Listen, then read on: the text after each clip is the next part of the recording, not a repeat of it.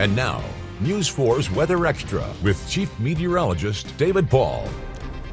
Welcome into Weather Extra on this Tuesday evening, Mardi Gras. I'm alongside meteorologist Ryan Duggar, watching some damage unfold today. This was in Texas. This was a bad storm. It was, yeah. I mean, you're looking at some warehouse damage in Fort Worth, Texas, and this is where some of those winds were developing first. I mean, check out the insulation that was spread along the trees. We had many law enforcement personnel covering this, and you can just see it spread through. So it just proves that you don't need just tornadoes to cause damage like this. They were seeing wind gusts up to around 70 miles per hour with these storms that were coming through. So yeah, it was pretty big for sure. Yeah, this line of storms moving on through our area over the next, say, 3 to 4 hours. Really, the next 2 to 3 hours will be the worst window that we see. Let's go to the satellite radar. There's that line of showers and storms already through Montgomery, coming on through parts of Crenshaw County, southward into Covington County. A thin line, but it is a strong line. A lot of lightning with that line, and within the line, the winds may be gusting at times over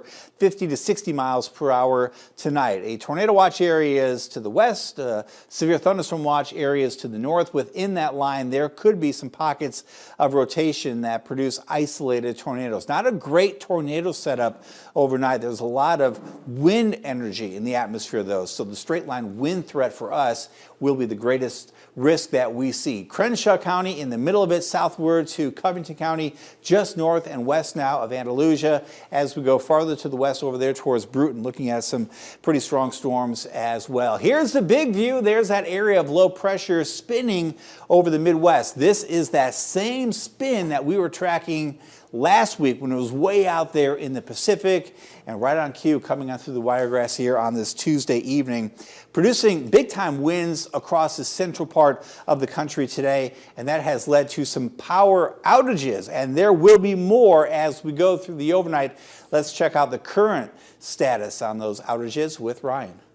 That's right, David. I mean, we've seen power outages throughout much of the southeast since this line started developing, and there were some pretty big winds, just like we saw with areas of Texas. So areas of East Texas saw many of those power outages, and you can see the current data right here. The red states that you see, that's more than 100,000 customers without power. And really what we're going to be focusing on over the next few hours is Alabama. This map we've been checking throughout much of the day, and where you see these different colors in yellow, orange, these are areas that have seen the storms pass through, especially farther to the north, and many without power. And we can see the total number out of all of the companies that PowerOutage.us tracks, and it's many for Alabama. Over 107,000 people are now without power. And earlier, just about 30 minutes earlier, this number was at 105,000. So this number continues to climb as this line makes its way through. So just proving that, you know, we've seen 40-mile-per-hour wind gusts today. This line can pack even stronger winds. Definitely something to be on the lookout for. Yeah, those winds will be gusty, taking down some of the trees as we go through the overnight. Coming up next, we're going to break down the wind threat and look at the tornado potential as well for tonight on Weather Extra. Stay tuned. Now, News 4's Weather Extra.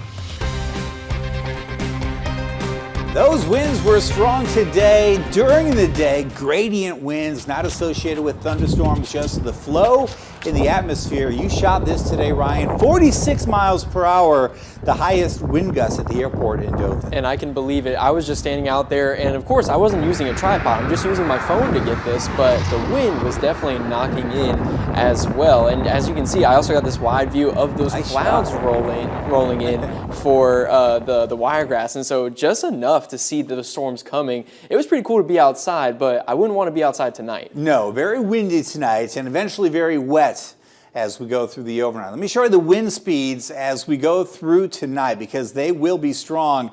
As I mentioned earlier today, we had that wind gust of 46 in Dothan. At this hour, 36 miles per hour. Montgomery at 28 miles per hour, 39 up there in Huntsville. Locally, 37 now with that line approaching Troy, 39 in Destin, 30 in Andalusia. And these are just the gusts really kind of away from the storms, the worst of the storms. When the actual line comes on through, those gusts could be over 40 to 50 miles per hour. And of course, you know what it's like if you get severe weather. You can have pockets of 60, 70 mile per hour winds. Exactly, and I've been talking with David about this too. We saw a similar event a few Sundays ago, and we saw the power of those winds, knocked out power. We even caught that live on our Enterprise Rawls camera, so just be prepared for that. It can easily knock down trees, and you don't want to be out driving, and just be away from windows as this makes its way through. Yeah, it comes in and it leaves pretty quickly. Tomorrow morning, the winds will be lighter, but as we go through tomorrow, those winds will be a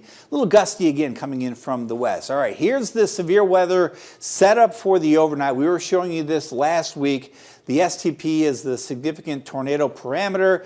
This is kind of telling us where the best parameters for tornadoes will be at midnight. And it's kind of confined to areas south and southwest because of the instability. The low-level jet will be potent. It'll be there. That's the wind energy, but will be somewhat lacking on the CAPE, or the convective available potential energy tonight. Exactly, and that's something I've noticed with a lot of our severe weather events. We kind of get that CAPE, or that potential energy, kind of sandwiched farther to the southeast. Yeah. But again, we're in that season where we can get more of that, so we're not just going to be seeing wind events. But I know we're seeing that tonight. That low-level jet, like you said, is potent.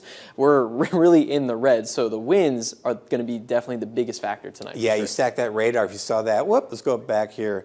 I'll stack this one more. Nah, fail. That happens. All right. Use the buzzer. I was trying to show you the layering. So there's the radar. That's what I was trying to get you right there. And then the lightning on top of that. So the greater lightning will be central and southern parts of the area where we have the greater energy in the atmosphere. All right, here's the next graphic. The threat overall, the greatest threat overall, will be from the strong winds, at times over 40, 50 miles per hour. Secondary threat of isolated tornadoes, the hail, flooding threat, not much of a threat overnight. Maybe a quarter to a 3/4 of an inch type of rainfall event for tonight. Yeah, exactly. I mean, this line will be moving fast, and of course Yeah. that packs the winds, but not much in the rain. But of course, I mean, that's great for tomorrow as we get more of that sunshine. Definitely. Right? Hey, we've got a lot more weather coverage coming your way. If you want nonstop coverage, tune into WTVY.com or the YouTube channel or Facebook, and then we'll have cut-ins on WTV on the TV side as needed tonight. Good night.